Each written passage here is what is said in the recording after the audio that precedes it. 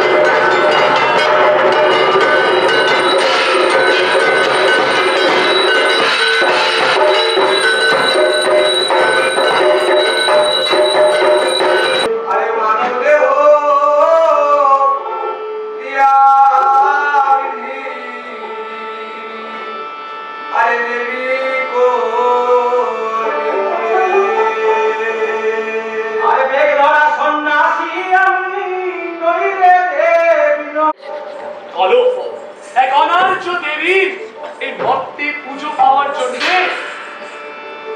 মহারাজ বিরাট, মৎস্য নগরীর মহারাজ বিরাটের সঙ্গে তার কলহের কাহিনী শুনুন। এই পালাগানের আসরে যারা শুনে বসেছেন, যদি আপনারা এই পালাগানের আসর ছেড়ে যান, তাহলে আপনাদের রোগে জরায় আক্রান্ত হয়ে সমস্ত পরিবার ধ্বংস হয়ে যাবে। মাতা রোগের জননী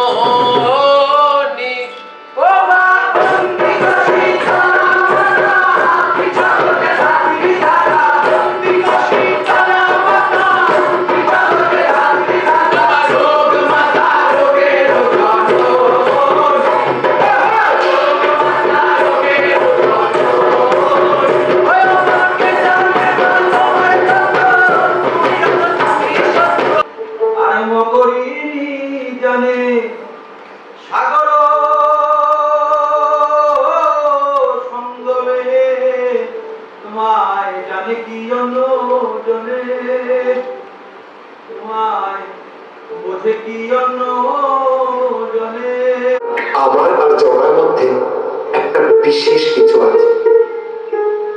ঠিক যেমন তুষের বনল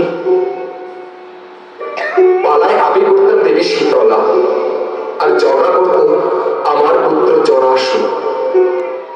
কিন্তু আমাদের সম্পর্কটা একদমই মা ছেলের সম্পর্কের মতো ছিল না।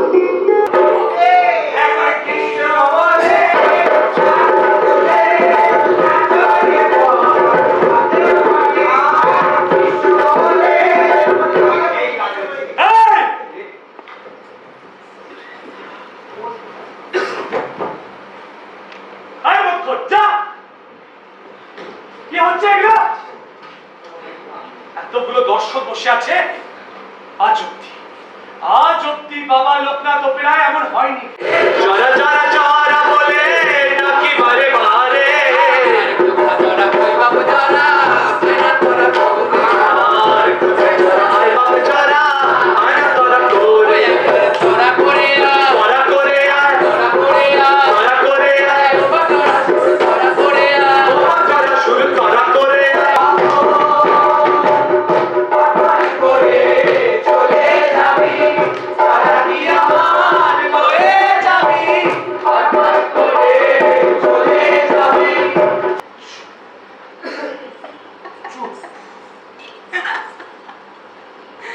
তুই কি ভাবলি রে?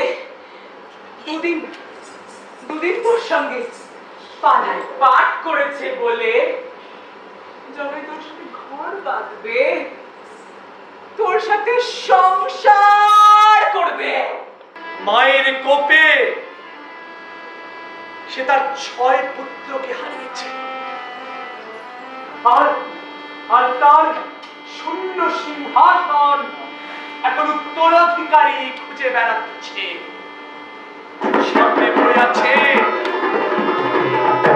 সামনে পড়ে আছে মহারাজ বিরাটের কনিষ্ঠ পুত্র শতাধিকের নিথর মৃতদেহ।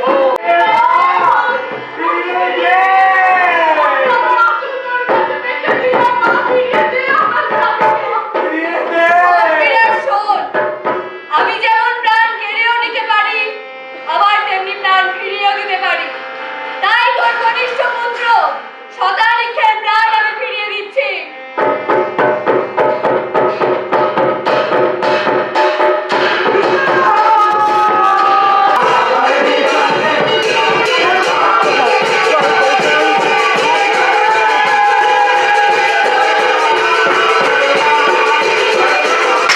যাকে আপনারা ভিডিওতে দেখলেন ওনার নাম মামুনি মাসি। উনি পিয়ালিতে থাকেন।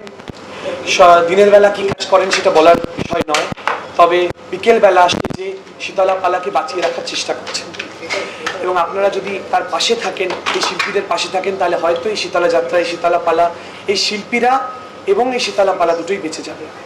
এই নাটকটির মধ্যে দিয়ে আমরা সমকামী মানুষ এবং ট্রান্সজেন্ডার মানুষ, তাদের যে সংগ্রামের লড়াই, তাদের যে যুদ্ধ, বেঁচে থাকার লড়াই, এবং তার সঙ্গে শীতলা পালায় যে সমস্ত মানুষেরা অভিনয় করেন তাদের লড়াই, তাদের টিকে থাকার লড়াই, সেই লড়াই, তাদের ভালোবাসার অধিকারের লড়াই।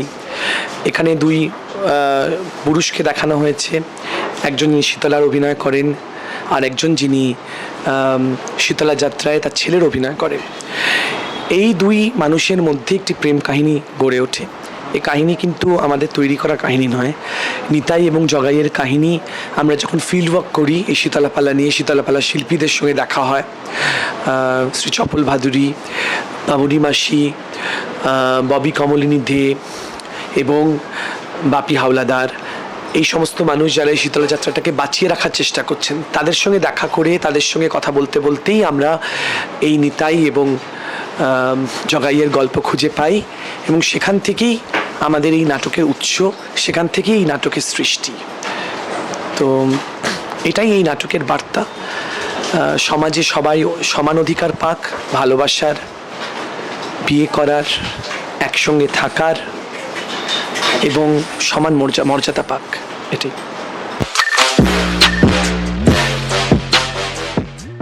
খুব ভালো লেগেছে, টিম ওয়ার্ক অসাধারণ, দলের সবাইকে অনেক অনেক শুভেচ্ছা, অনেকের প্রয়াসকে আবার সাধুবাদ জানাতেই হবে। খুব ভালো লেগেছে, ধন্যবাদ। একদম অন্য রকমের নাটক মনে হচ্ছে, এরকম প্রোডাকশন বহুদিন বাদে দেখলাম বলতে পারি আর কি, বা দেখিনি এর আগে। ধন্যবাদ। এই ধরনের, বিশেষ করে এই ধরনের ধর্মীয় প্রভাব সত্যি কি আছে কি না, তার উপর এই ধরনের একটা মেসেজ সমাজে খুব দরকার। আমরা যে কোনো রিচুয়াল সিস্টেমে একটা বদ্ধপরিকর বস্তা পচার মতো দীর্ঘদিন ওটাকেই সত্য হিসেবে মানি, কিন্তু ওটা সত্য নয়। আর সঙ্গে যে অভিনয় করেছে তাদেরকে আমার প্রণাম জানাই আমি, সত্যি রিয়েলি গ্রেট, বারবার দেখা উচিত করতে।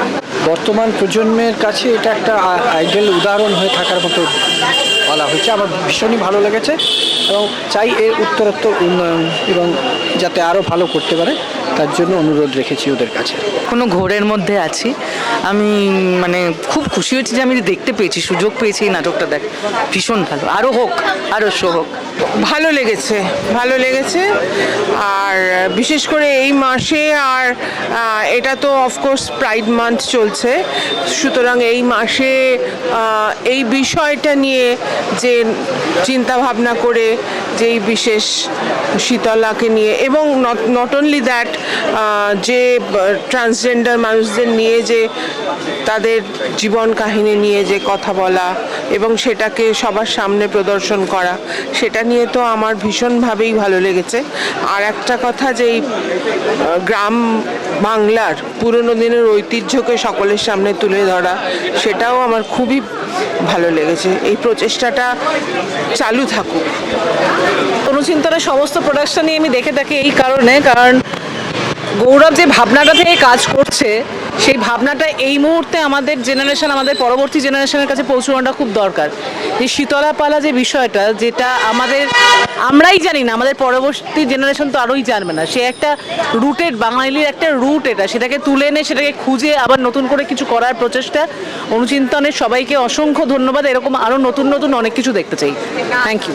তো ভালো হয়েছে, অনেক বিষয় নিয়ে কথা বলা হয়েছে, মানে অনেকগুলো স্তরে। একদিকে যেমন আমরা দেখতে পাচ্ছি যে শীতলা পালার একটা রিভাইভালের প্রশ্ন আছে, আবার তার সাথে সাথে সেই পালা অভিনয় করেন যারা, বিশেষ করে ট্রান্স ওম্যান অ্যান্ড কমিউনিটির মানুষ যারা এর মধ্যে রয়েছে, তাদের জীবন সংগ্রাম আছে, এই দুটোই রয়েছে। আমার খুব ভালো লেগেছে।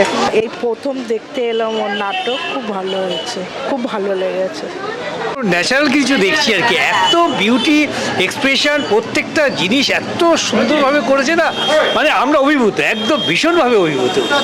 আর খুব আমরা আনন্দ পেয়েছি, মানে একটা মুহূর্ত মনে হয়নি যে আমরা এটা নাটক দেখছি, যেন মনে হচ্ছে আমরাও একটা পার্ট, এই যে ঘটনার একটা পার্টের মধ্যে আমরা যেন চলে এসেছি। এত ভালো লাগছে, খুব ভালো লেগেছে। আমরা যেন সবাই এর মধ্যে একসাথে মিশে গেছি এই নাটকে, এত ভালো লেগেছে আমাদের কাছে।